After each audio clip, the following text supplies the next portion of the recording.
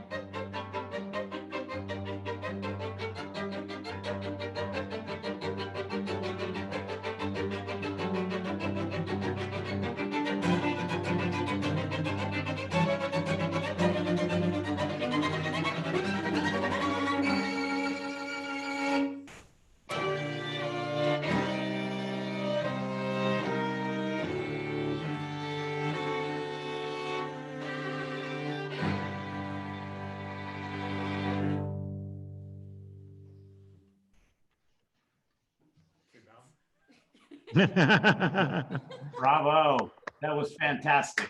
It's so weird. Thank you both so very much. I don't believe I mentioned that Junmin is also a member of our second violin section. I think I left that out when I introduced them, and I'm so sorry about that, but that was just really fantastic. So thank you both so very much. It really was terrific. Thank you. It was definitely interesting, different experience. It's still get nervous though. Yeah. Yeah. Fine, it's our own home, but I still get nervous. That's fantastic.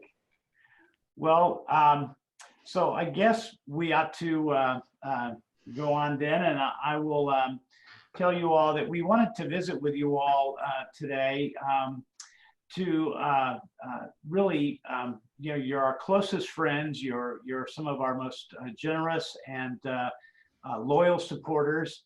And we wanted to share with you how the COVID-19 crisis, the international crisis that we all face together now, has impacted our institution and your beloved Nashville Symphony. We also want to talk about what steps we have taken to address those challenges, and talk about a little bit about how you can help, some of the ways you all can help. And so, first, though, before we get into that, I want to just take a moment on behalf of everyone associated with the symphony to express our heartfelt gratitude to all of you for all of that support. And really and truly, you all are the lifeblood of the Nashville Symphony. You are the fuel that makes it possible for us to do what we do day in and day out. So on behalf of all of my colleagues, thank you for that support. Jumping into the conversation, those of you who remember the economic meltdown of 2008, the subsequent flood in 2010, and the sort of major difficulties that created for the Nashville Symphony, you all know that we're a resilient and resourceful institution. We're really, capable of doing a lot of things, but this crisis is a little bit different than those two things that we experienced then, for two sort of fundamental reasons. One is that the crisis is very unpredictable. It's a fluid situation. None of us really know. There are a lot of experts weighing in on this, but none of us really know how long it's going to take for this crisis to end.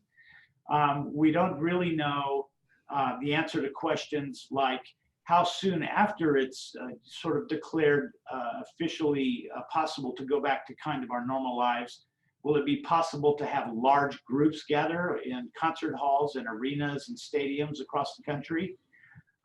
So we don't know that, and we don't even know if this virus will come back in the fall or sometime during the next year.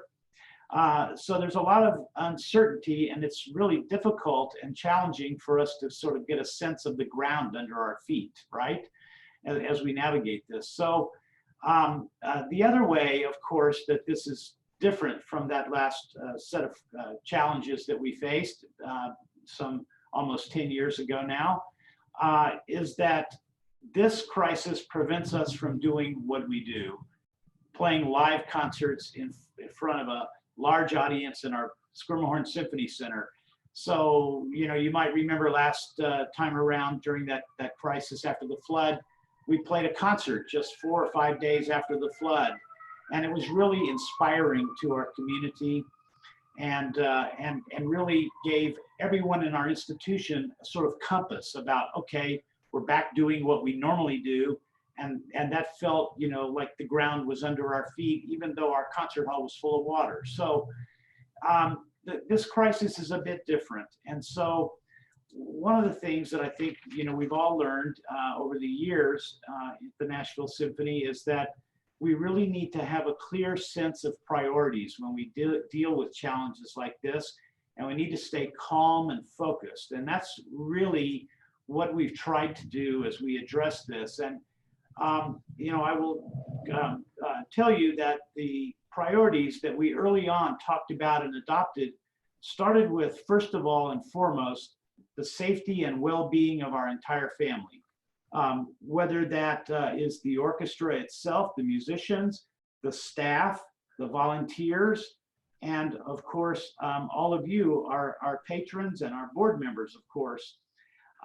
We really were ultimately, first and foremost, concerned with everyone's well-being, and that manifests itself in a number of the decisions we've made since this started. And then the second thing was that, and this really served as a guiding light for us in our last crisis, which was to focus on our mission, why we are here. And granted, we can't play concerts at the moment in front of a live audience, but we are laser focused on the notion that the community is going to need us more than ever when this is over, to help all of us heal and to help us sort of get our own bearings and our own sense of community back.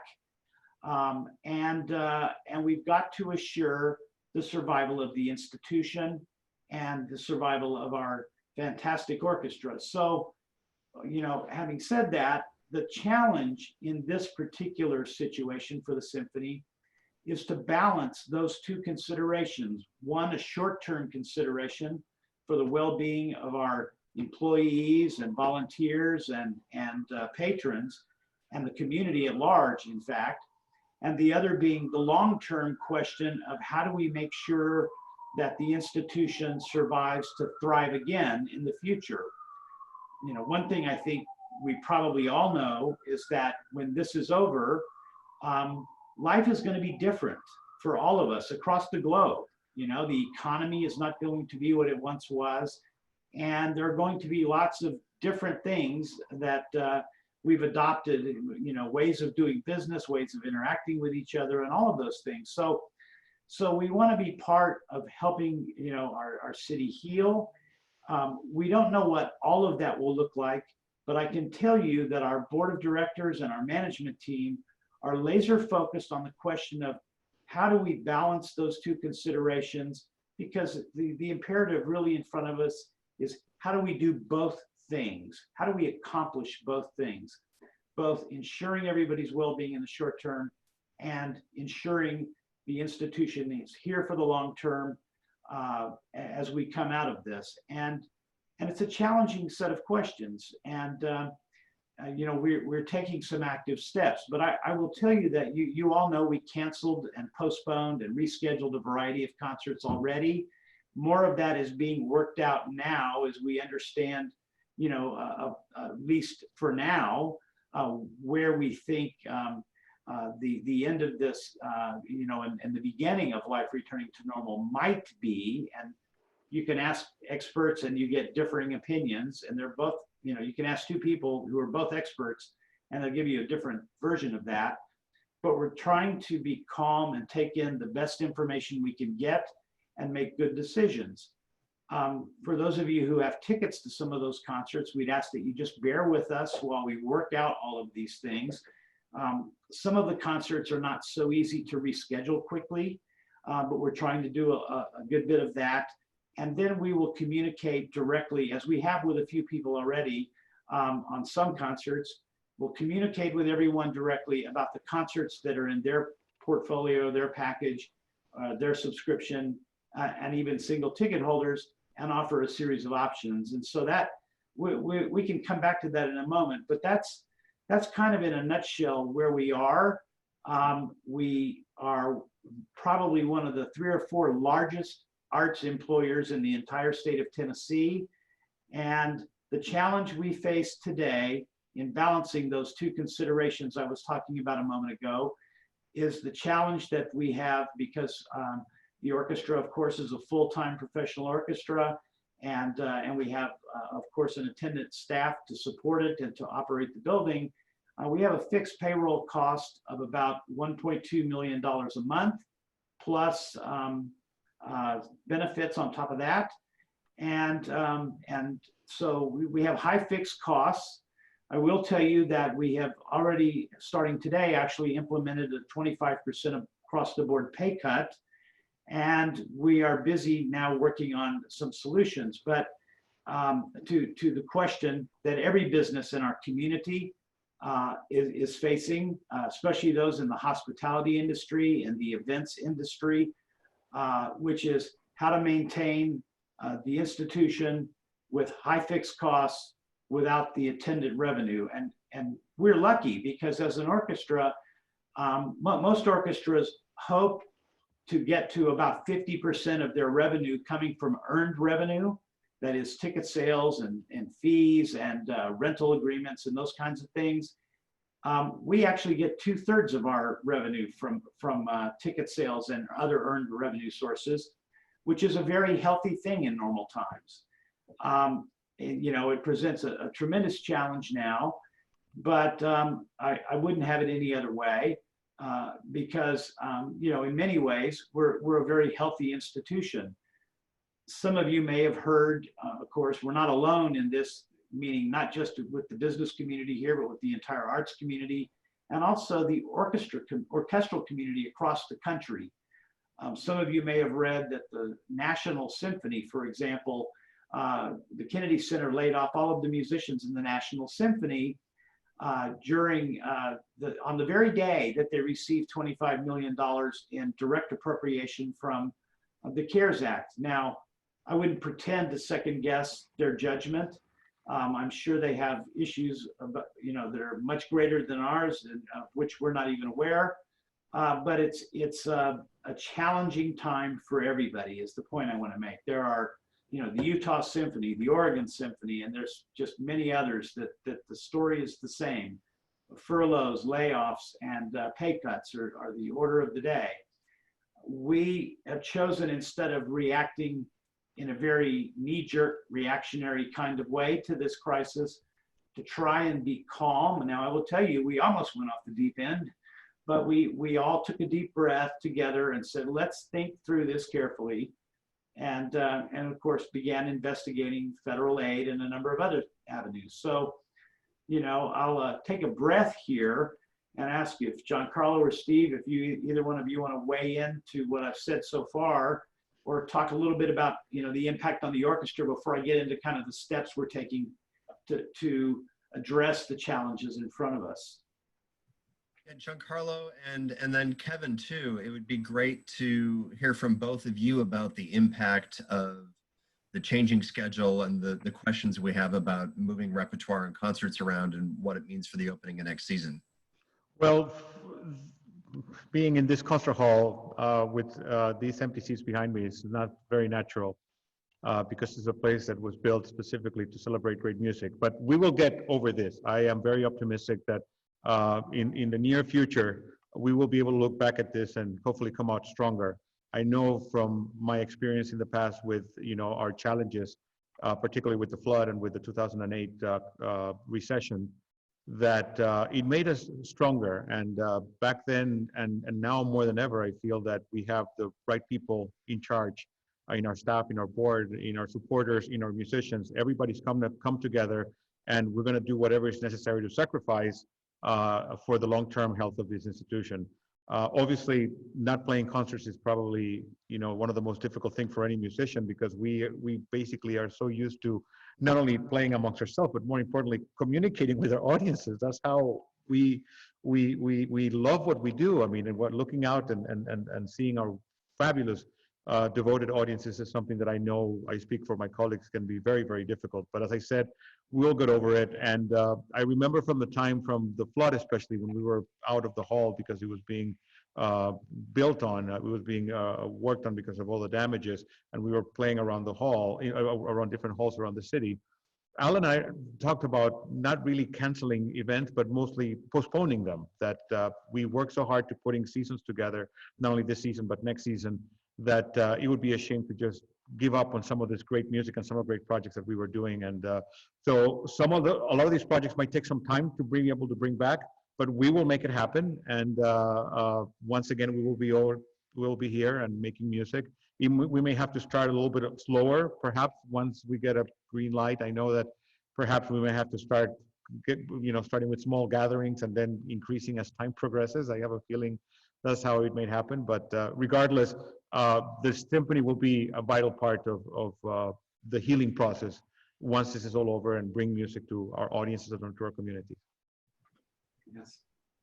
And Giancarlo and I, in fact, just were talking earlier this evening while we were waiting about some very creative ideas to come back after all of this. And I think we will certainly put the community squarely at the center of those discussions, and all of you, of course. And so the other thing I know is that there's a lot of creativity going on in terms of the discussions that are happening among our musicians. There have been several videos already created by musicians in their homes, and there's a lot more of that kind of innovation. The necessity is the mother of invention, right? And so, we can't play concerts in a full hall, but I know the musicians are anxious to keep playing for our audiences. And so, we just had that great performance. Kevin, I don't know if you want to add anything about all of that, but I know there's a lot of work going on, and just any thoughts you have about any of this, frankly. Yes, thanks, Alan. Well, definitely just to echo what everybody else is saying, we're itching to be back, but the work for us actually, it stops as far as concert goes, but as far as just keeping in shape and playing and practicing, I know everybody in the orchestra is working hard, just keeping their skills up every day, playing, practicing scales, etudes, kind of the behind the scenes stuff that people don't get to see or hear a lot about. It's not, and I mean, this is, for me, I think probably the longest stretch of time where I haven't had a concert since I was maybe about 13 years old. So it's definitely a different situation that we're in. But I mean, the orchestra, we're talking every day about ideas of things that we can do given the current situation. I know some people are talking about videotaping our different orchestra parts and somebody putting them together, somebody with like good computer skills. So just anything we can kind of do to just keep working, because this music kind of really just ties us all together, and just having to be apart from everybody, you can really feel it right now, I think. So we're really doing our best to hang in there, and we're going to be ready when we come back for sure. Yeah, I think it's going to be a great celebration when we're all back, and somehow it will feel, it's kind of like a lot of you listening on the call don't know this, but we all call it the first day of school. Every year after the summer break, we have a few weeks off that the musicians get to go to festivals and do some of those kind of things. And when the first rehearsal happens, we call it the first day of school. And it's like all of a sudden, for all of us, even the staff, all of us, it's like, everything's okay now, you know? And that's what we feel when the orchestra's back doing what it does best. And so we're looking forward to that day. You know, to talk about what we are doing to address the challenges in front of us, and they are enormous. You know, as I said, the payroll is quite a large fixed number, and you know, that won't be able to continue very long without some help. And so, in the CARES Act, which we have been watching very closely since the beginning, you know, the beginning of the drafting of that legislation, when it was, I think there was like a sort of McConnell draft of the bill. We began learning about it and really incorporating a lot of what was happening there into our thoughts and our discussion around all of this. And we are now that it's passed, in fact, in the process today and tomorrow of filing a forgivable loan application with the Small Business Administration that would be sufficient to cover payroll for 2 months. That's the maximum amount that we could apply for. And I will say, I want to say a special thank you to First Bank. I think Lanai, you might be on the phone. Lanai, you're on the phone, but I are on the computer. But I wanted to say thank you because Chris Holmes at First Bank has been a really terrific partner in this, and we're working with he and Doug Rimke. But if we are able to get that loan, and I'm pretty confident we will, that will help us cover payroll for another 8 weeks. And during that time, we don't know if that's long enough, of course, but during that time, that will at least allow everybody to make preparations for whatever might come after. And we ought to know a lot more by the end of that. We ought to know whether there are additional relief packages out there. Other things that we'll know include how successful we've been at raising money during the interim. And we are going to, of course, continue working hard to raise money. We're busy selling tickets for next season. And I will say that even since the beginning of this crisis and since the time that the mayor issued the safer at home orders, we have continued to raise money and sell tickets for next season. And that's a really positive thing because it says that the community's thinking about us, they miss us, and they're looking forward to a time when we can be back.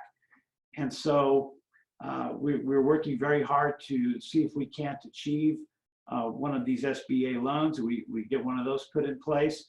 And then we also know that there is some grant money available. The NEA was awarded an additional $75 million in emergency funding in that bill. About, I think, 40% of that they're going to push down to the state arts agencies to administer. And so the Tennessee Arts Commission will get some of that money. And then we've also been directly in contact with the NEA music program staff to talk about, okay, you know, we know this money's coming. You know, how's the process going to work so that we can be involved in each of these things as early as possible.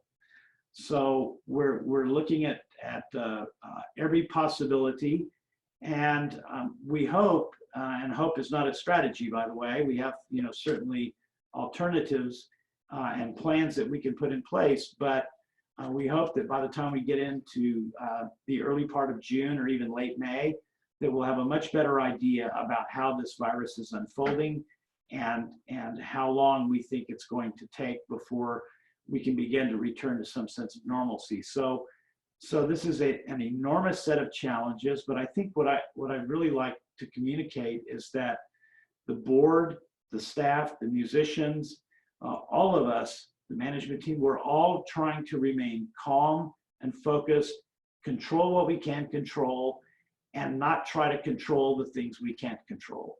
So, you know, we can control our scheduling issues, we can control a lot of things, but we can't really control what happens as this virus runs its course. So other than to say we can do everything possible to keep all of you and all of our employees, staff, musicians, board members, and volunteers safe during this time.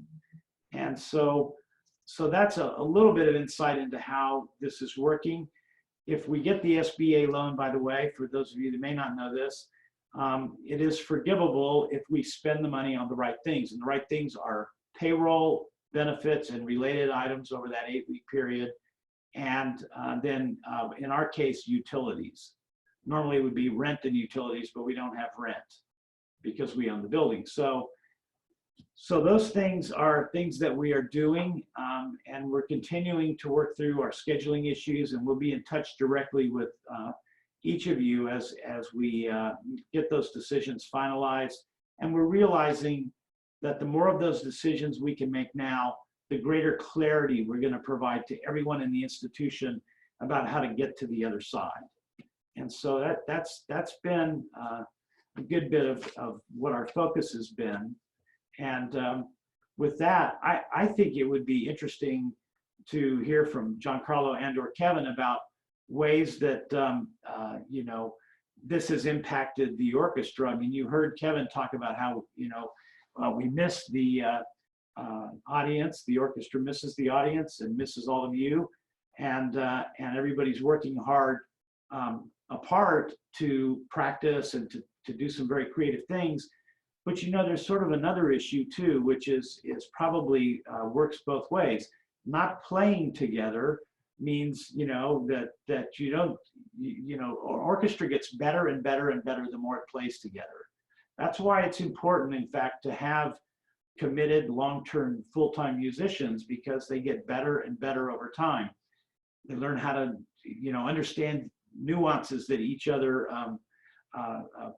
put forth. I mean, they listen to each other and they work together in a way, it's like an unspoken language. And so Giancarlo, Kevin, either one of you want to just jump in and talk about that a little bit? Well, from our perspective, it's like a professional, you know, team of any sport.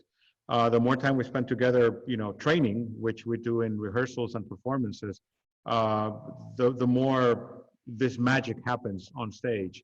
And the Nashville Symphony has become a world-class orchestra over time, especially in the last, ever since we have this incredible concert hall behind me, because of the fact that we have very disciplined, in a very disciplined manner, have been working very, very hard at improving our chops, as Kevin mentioned earlier.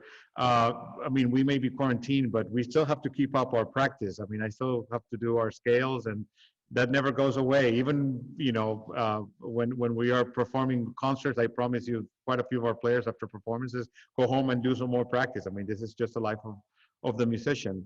But I think that's one aspect that I think it can have long-term implications when you're not playing together for a while, like a string quartet or a duet or a symphony orchestra. I mean, that can have a certain degree of an impact. But in my experience, especially knowing the level of players, which, I mean, you heard Jungmin and Kevin performance. I mean, we do have some of the top players in the world being members of the Nashville Symphony. So I do know for a fact that as soon as we get back on that first rehearsal, that first day of school, as Alan correctly called it, is going to be like, you know, the most beautiful day I can think of, because we're going to be making music in our beautiful space, and it's going to sound like the best recording you've ever heard in your life. I predict that there are going to be a lot of tears when that day comes. Mm-hmm. You know, that just tears of joy and a palpable energy about that. Mm-hmm. Mm-hmm. I don't know, Kevin, do you want to add anything else to that question before we get into questions from our audience? Well, I mean, I can just mirror what you guys said about our orchestra. I mean, we're all professional musicians, but when you work with people over a period of time, you kind of develop like an ESP, and you can kind of know what people are going to do. And it's with the orchestra and also with Giancarlo. Mm-hmm. We can kind of sense what they're going to do before they do it. And you don't even have to talk about things. It just kind of all files into place. And that's something that grows over time. Not just because we're professionals, but because we've been professionals together for a while. Mm-hmm. And mm-hmm. It is wonderful to have that community and that type of orchestra here in Nashville. I think it's just, I mean, it's very special. It's, it's hard to, it's like if I was talking with Jungmin and she was going to tell me something and I knew what she was going to tell me before she told, it's kind of something like that. It's kind of like a marriage between mm-hmm. everybody in the orchestra. I mean, we do look forward to getting that back, but we're glad that we have that here. That is something special, and I think that people hear that and react to that in the audience as well. So we're looking forward to being back. Terrific.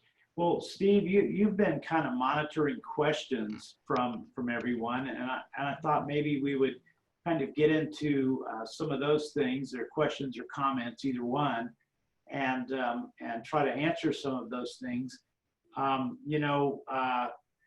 We haven't gotten to the question I know that somebody's going to ask about, well, what are you going to do when you get through that 8 weeks and if this isn't over? And that's a really horrible thing to have to think about, but we'll talk about it. There's no subject that is off limits. Everything's fair game. So Steve, what?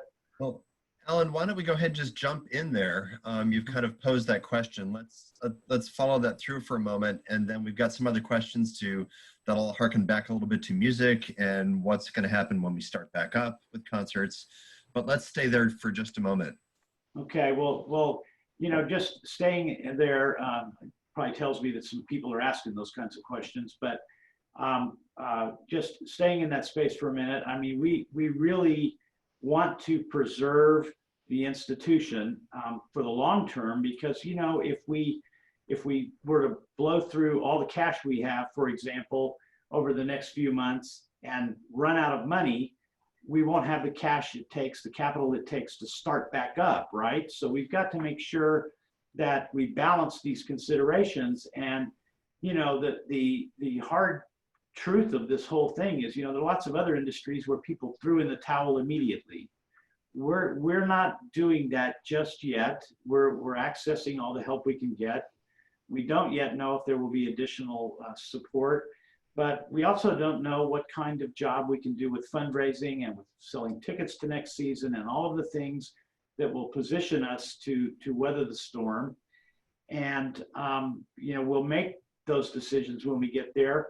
But one of the things that I think is important to understand is, a question, I've actually been asked this question a few times. Well, I know you want to keep raising money and you'd like for us to make additional gifts if, we can. You'd like for us to make gifts if we haven't given yet this year, and be as generous as possible. But what happens if we're giving you money and is it going down to be poured down a black hole? And the answer is no, because we are balancing, as I said, the board's been very clear about those concerns. And, the board has obviously talked about sort of the worst kinds of scenario cases, like having to furlough employees. And even as they discuss that, they talk about things like, well, leaving health insurance in place, for example, so that everyone who are in a pandemic, obviously, has access to health insurance. We don't want to do things like that, and we're not, as I said, we're resourceful, we're resilient and resourceful, and we're not going to give up until it's absolutely necessary. And even then, we're not giving up, because we're, as I said, going to balance the ability to come back after this with the short-term considerations. Because if we use all of the resources to get through the immediate near term and aren't able to restart, we've won a battle and lost the war. And we're not going to do that. We're going to balance those things. And that's not to say that they're mutually exclusive goals. The imperative is to try to do both things. It's kind of like a McKinsey report I read about this whole pandemic thing and the question of the economic damage it's wreaked with the health considerations. That debate you keep hearing among public officials around, well, we want to get everything opened back up because it's killing the economy, and that's doing a lot of damage. But how do you control the pandemic? Well, it's the same kind of dilemma, right? For us, it's a microcosm of that dilemma. And so we're going to be very balanced in our approach. We're also going to be very aggressive in trying to be able to accomplish both things. And so an investment in the Nashville Symphony now during this crisis is a sound investment. That's the message I want to convey. And Alan, we have a number of questions following up on that about, how is current fundraising going? How are ticket sales for next season going at the moment? Well, both have slowed down some, but they haven't slowed down as much as I would have thought they would have, okay?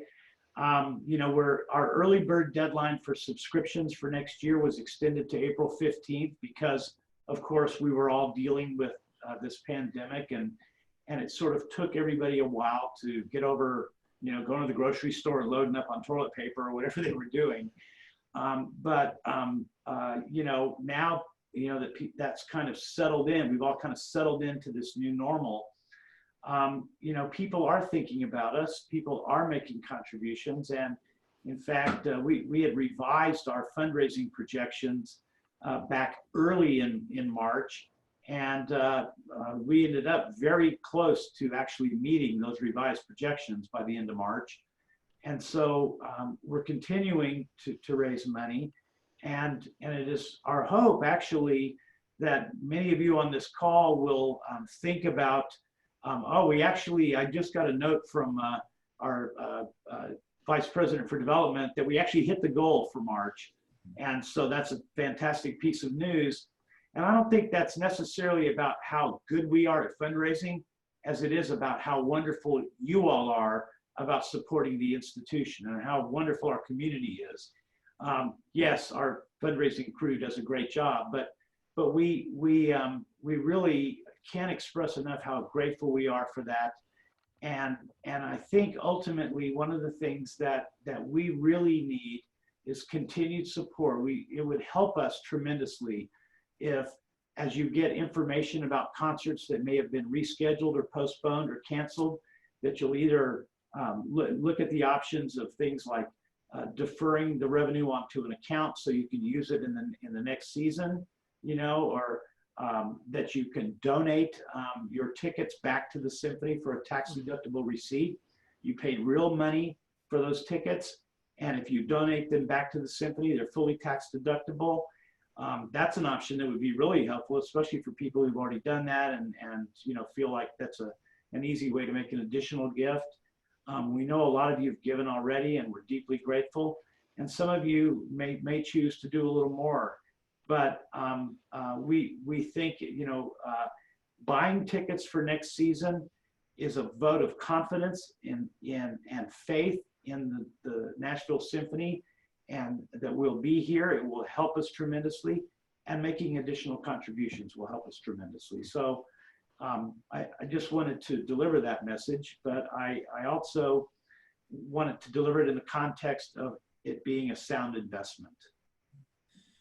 And Alan, while you were talking just now, we got a fresh question in about what is the best way to make a donation right now, and asking if it's through the website. And I would say that is absolutely one of the easiest ways to do that.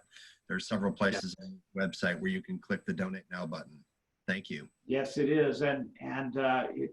I heard a report right before this meeting that we were having some kind of small problem with the website, but hopefully that's cleared up by the time this call is over.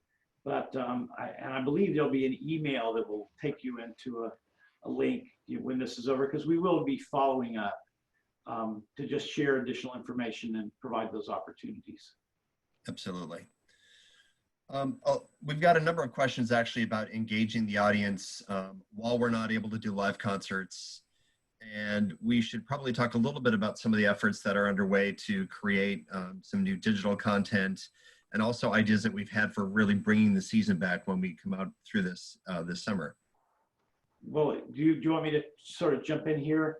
Sure, you can. I know our staff has been working very hard along with the musicians. The musicians have got some really fantastic ideas.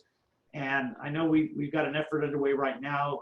We've got somebody editing concert tapes to provide some radio content. So we'll get some additional broadcasts on 91.1. That'll help us stay out there in the media and provide our music to the community. There's a lot of social media kinds of work being created. Our musicians have really been thinking of a lot of innovative ways to do things like that. And so all of that, I think, is going to be a key focus. Up to this point, though, we've been really largely focused on how we get through navigating the immediate storm.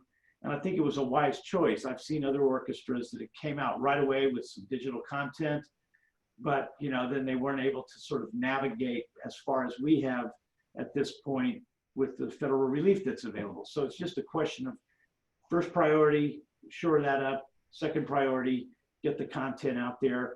And interestingly, Giancarlo and I were just talking about this idea of, perhaps when this is over, let's just say for the sake of argument, it ends in June and life starts to return to normal in July and August. Well, naturally, people will be a little bit gun shy about getting into a big crowd, right? It's not going to be an immediate, oh, that looks like a nice crowd, I think I'll go get in the middle of it kind of reaction. But there are ways that we could focus some time before we start next season, if this ends soon enough, helping ramp everybody back up and get their comfort level back up about coming to concerts. And we could do some things like, we could have a social distancing concert.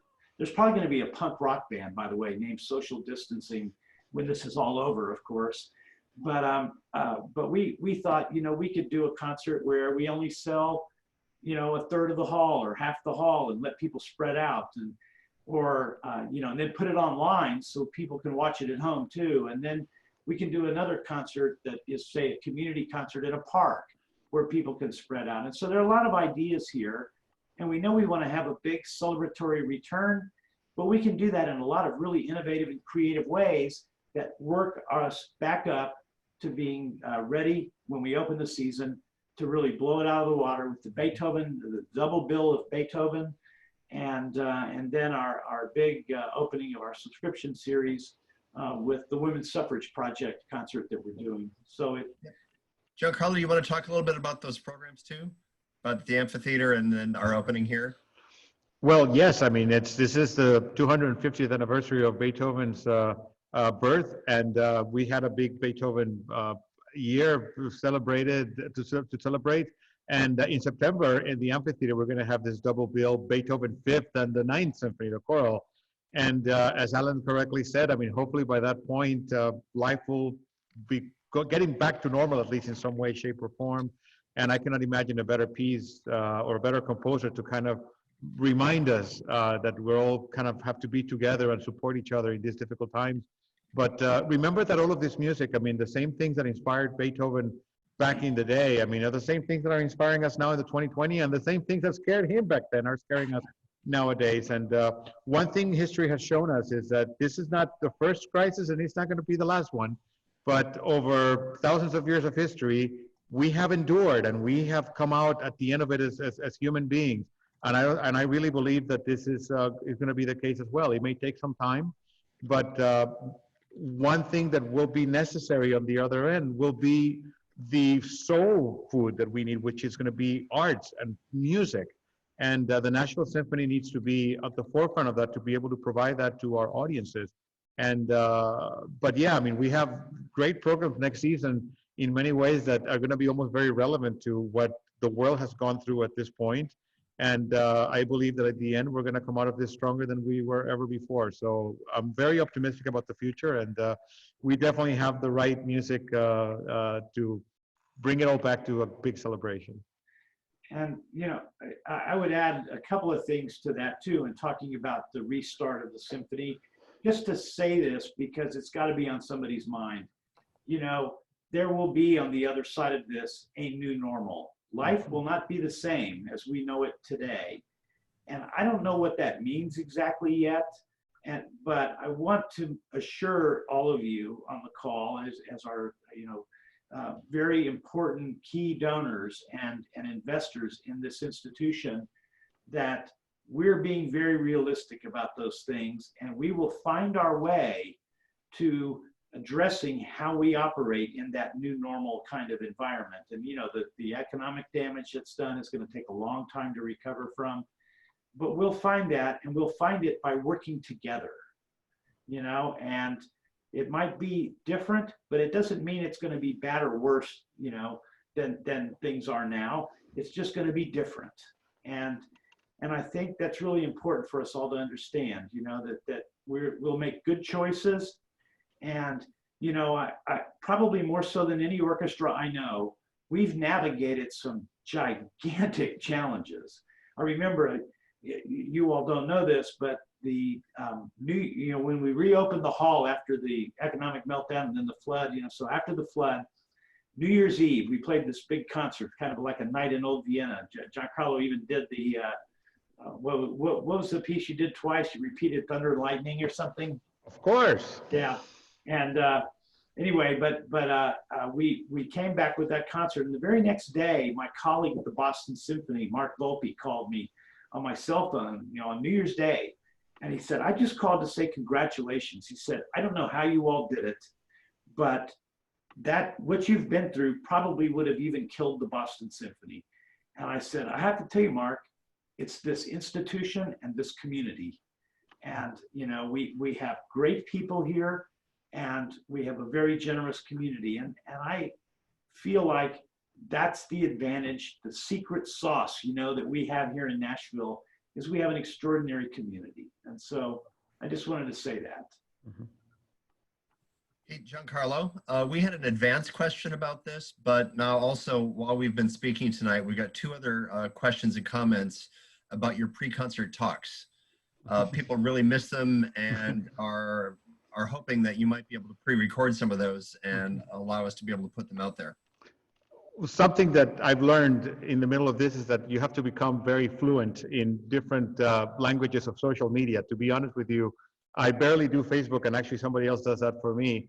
But now I'm having to learn what TikTok is and what Instagram is, and we're having to find ways of connecting with our audiences. And fortunately, I have two teenage daughters that have been very patient in trying to teach me that. But yes, one of the things that we have been discussing over the last weeks is having me maybe do set type of pre-concert lectures and maybe introduce a particular piece or particular period, talk about the history of it with musical examples, and even something like what we're doing nowadays where there can be some interaction and people can ask questions and make comments. So yes, definitely we have a lot of ideas of things that are going to be rolled out in the next few days, actually, about not only pre-concert lectures, but we even came up with ideas of saying, let's go crazy, and I don't think there's any limits of what we can do. We have enough creative people, and I think I'm crazy enough to go along with anything that they recommend. Those of you who remember when I was first appointed in 2008, we did those very short videos of me conducting traffic in Franklin Square and playing the drum set at the Tootsie. So I'm game for anything, and I even came up with an idea of maybe coming up with a conducting challenge, maybe get a piece of spaghetti and conduct basic conducting lessons of 4/4, and then maybe by the end you get to conduct the Rite of Spring. I don't know. The key here is that we have to become very creative and find ways of not only making it fun, but also keep communicating with all of you that are our key constituency and the people that really love and support the orchestra. So be ready to be, I think, surprised in many ways. The pre-concert lectures, yes, we will come up with something similar to that in this day and age, especially, I don't know about you, but 2 weeks ago, I didn't know what Zoom was. Now our lives depend on it, seems like it. So yes, we're going to use this technology to definitely continue providing the service, which is bring great music to all of you, whether in a digital manner. And I already have some ideas about particular repertoire and music. To give an example, we were supposed to play the Mahler 10 this coming week. And that's a piece that was left unfinished by Mahler. There's a great a story behind it. So I'll definitely be happy to share that with all of you very soon. Great. And, Kevin, staying on the social media conversation and digital media conversation, because we're all learning a lot about this, one of the great things of having an amazing orchestra in the city is not just the concerts, but also the educational opportunities and the ways that each of our musicians also impact so many other people, especially kids. Have you and your colleagues in the orchestra been successful at continuing lessons and educational opportunities through all of this? Great question. Yes, actually, just like we're having this meeting here, we didn't know about Zoom, but now we do. And Jungmin has been teaching her lessons. The people who were taking from her before, nobody stopped. Everybody wanted to continue with their lessons, which is great. And she's been teaching over Skype or Zoom or whatever platform that other people are comfortable with. But it's been It's been great. I think it's really good for the students to stay in contact and keep their growth. And I think when they're isolated, music lessons and having the music gives them something to do. I mean, if you're isolated all the time, the music kind of brings you together. So, and I know that other musicians have also been learning, just like Giancarlo said, learning about these different platforms and trying to smooth things out. I know that this Zoom is new to a lot of people. I think this is maybe my second Zoom conference. And we did get together a little bit before to make sure that we were going to actually have sound for the performance, just to make sure. So we did our diligence, and I think we're learning. I think some of the questions have been involved, like what can we do with the social media and all these types of things. And like Giancarlo said, we're learning and we're on it. I think during this conversation, I've gotten 14 emails from musicians who are talking about, let's do this project, and it's so many ideas that we're going to filter through some stuff, and we're going to get stuff out there for sure. That's from the musician side, and people are furiously working on it, and we're on these things, and we're learning and flying by the seat of our pants, and just doing anything we can to get some of this digital content to you and to keep things rolling. And I also wanted to say that it's been mentioned that the city has such great support of music. I mean, being called Music City, I'm not from here. I'm from Milwaukee originally, and I've been able to perform in different parts of the country with different professional symphonies. And when I came here, I just thought, wow, this audience is not only packed, but like they really love this. And the musicians on stage, we feel that, and that actually changes how we play. It gives us a spark and inspiration. So I'm just so glad that to live in Music City, and we're inspired by you. Fantastic. Well, we're inspired by all of you every day. Believe me, we really miss having all of you here in the hall with us. It's been way too quiet without you here. Alan, we're nearing the end of our time, and I'm thinking we have a lot of questions, surrounding things like, what can we do now? And you've covered a little bit of that already in the call, but probably as we close, I think it's a great idea just to bring it back to that and talk about the best ways people can help us now. I think the best ways people can help us now are to, buy tickets for next season, work with us as we announce various cancellations, rescheduling, and postponements. Donate your tickets back if you can do that. That is the unused tickets from this current season.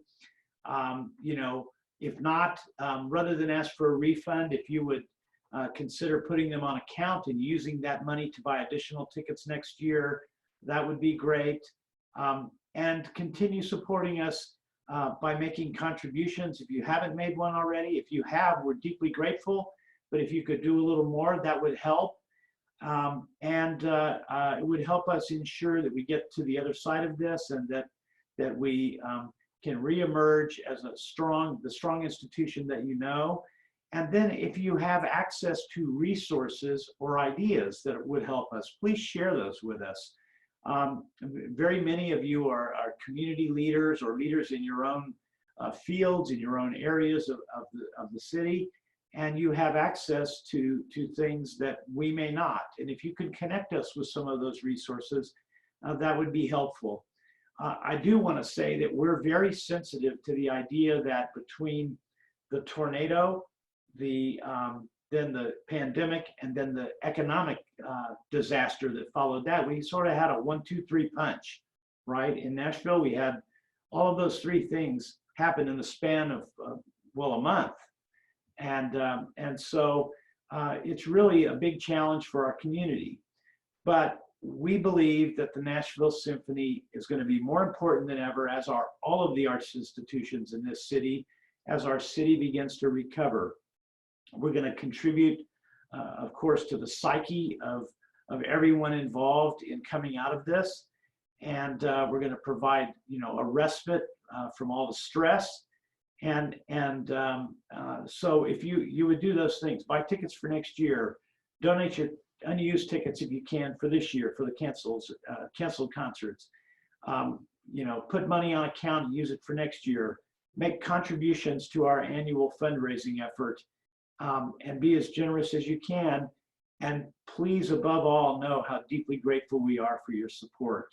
This is your Nashville Symphony, and we're so grateful you gave us this time tonight.